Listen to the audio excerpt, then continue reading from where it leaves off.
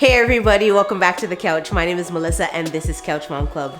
4 times a week I post some awesome videos about pregnancy, motherhood, and life itself. So if that gets you all excited, go ahead and join the club. Hit that subscribe button and ring that bell so that you never ever miss an upload. Today I'm gonna answer another one of your most frequently asked questions, and that is, how do you manage 2 kids that are under 2, that are under 3, and have a baby on the way and manage to do it so easily? That's the question that you guys ask all the time. You seem to do it so easy. It just seems easy for you.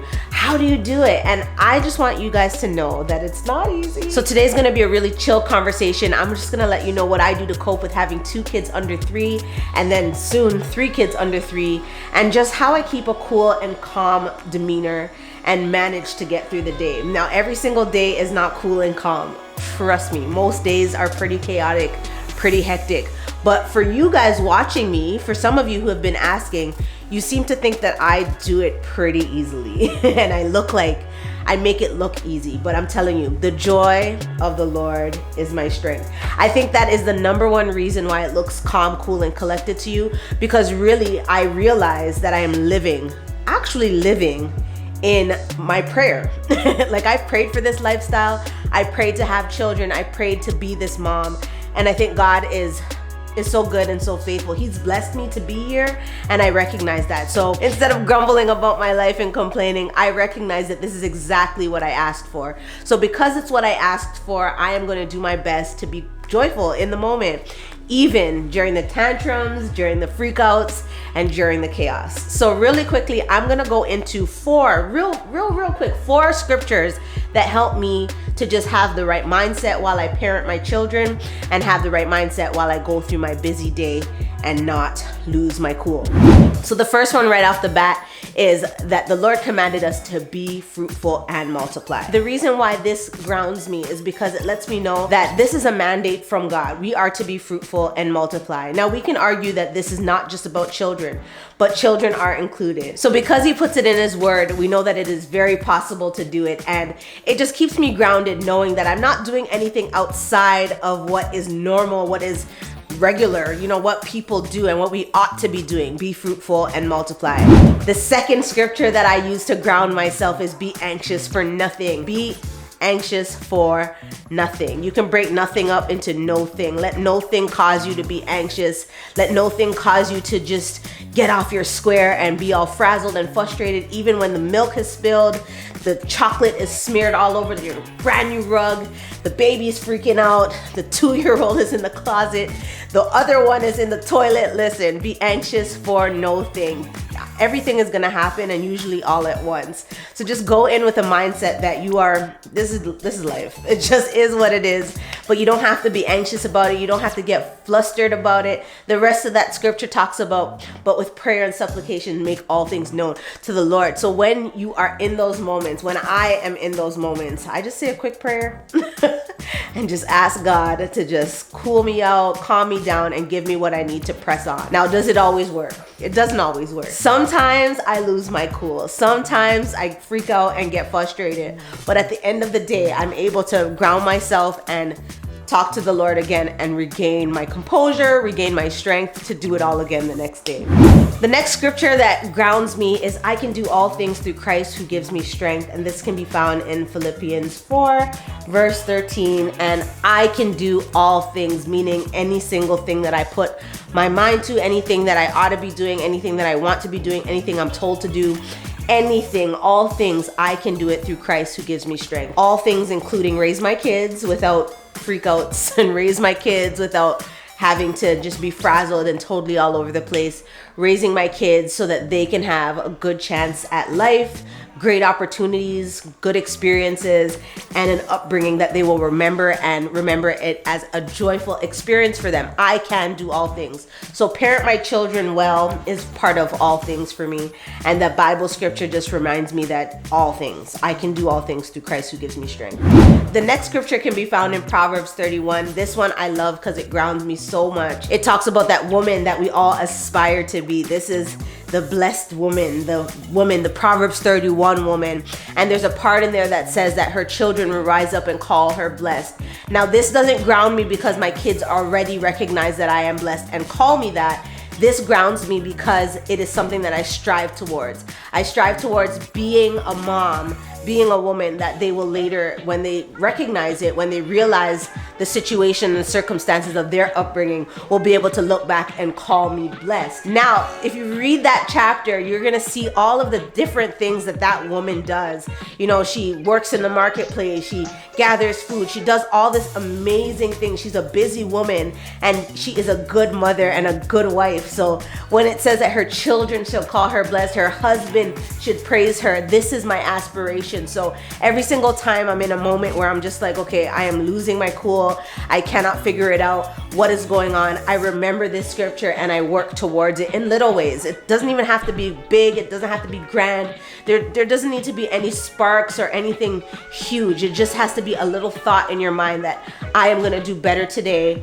These are the things that I should have done, these are the things that went wrong, these are the things that I've learned, and just apply what you've learned for the next day. Because I promise you that every single time you wake up, you have another opportunity to do it right and to learn from your mistakes. So don't worry. So moms out there, if you have a lot of children, if you have many children that are 3 and under, if you have twins, if you have triplets, God forbid, if you have quadruplets, I don't know where I would be if I had multiple babies at once. That would be tough.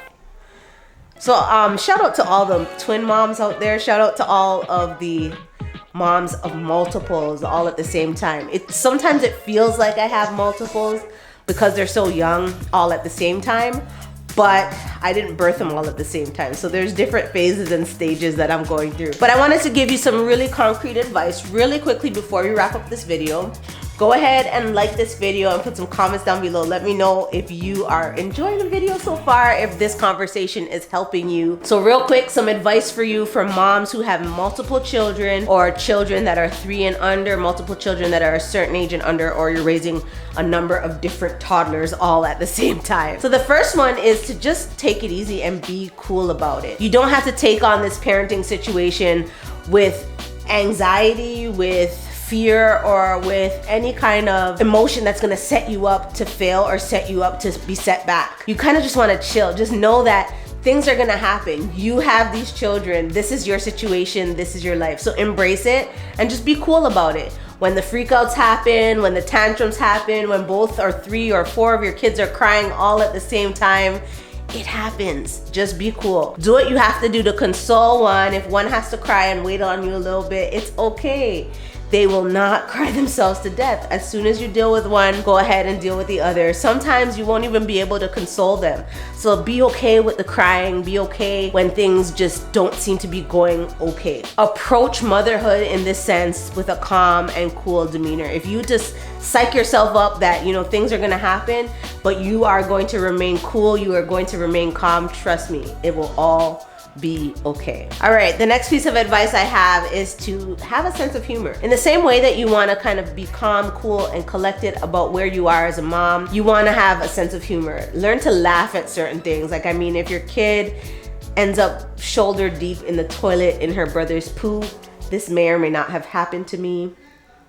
I won't put any details about it, but if you can laugh about it and, you know, just store it in your memory for later, just do that. Every chance you get to find it funny, just laugh it off. I mean, sometimes we get so frazzled with trying to raise respectful children and children that, you know, obey and listen and, you know, they're doing the right things all at the right times, but sometimes they're just hilarious. Sometimes there's just too much fun in the day to not recognize it and not laugh about it. I get how tired you are and I get how frustrating some of these situations could be, but I promise you, if you learn to laugh and put the humor back into parenting, you'll find it easier to get through the day, and then maybe, just maybe, you might even look like it's easy too. The next piece of advice I'm going to give, but I don't take this advice very well myself, but I know that it's beneficial if you do. So I'm gonna say, get your sleep, get your rest.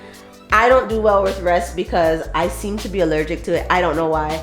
Every time, it's very easy for me to fall asleep, but I don't sleep for long and I'm always on the go. So for me, I know that I feel better when I'm well rested, and I can manage the day better when I had enough sleep, but it's very odd. It's very weird for me to be sleeping for long periods in the day or at night. I don't get a lot of sleep, but I know the benefits of a good night's rest, and I know that if you get more sleep, you will be able to manage the day a lot better. So as much as you can, busy mama, get some sleep, especially if you have multiples under the age of 3. What do they call them? The terrible twos, right? Is that the word? We don't really use that word. We don't say terrible twos, but that stage is really difficult. But when your kid becomes a three-nager,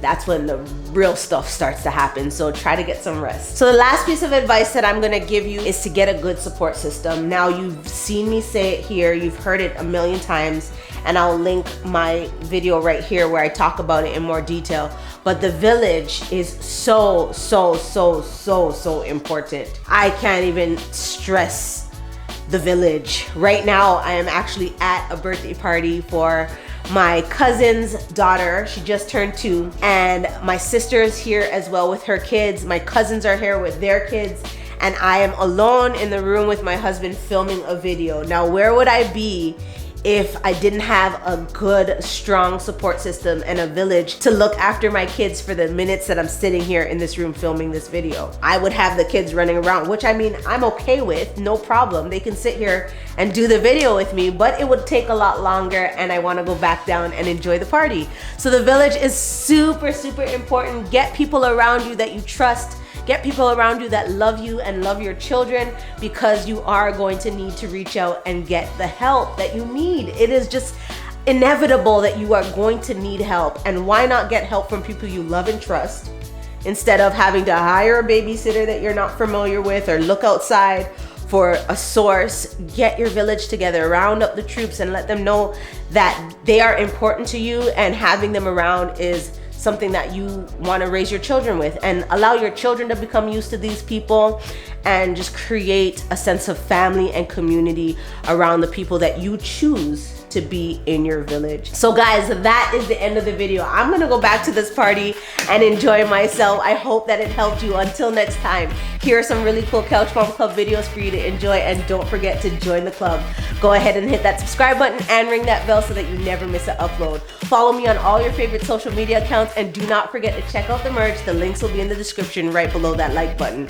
Now it's time to get off the couch and into life.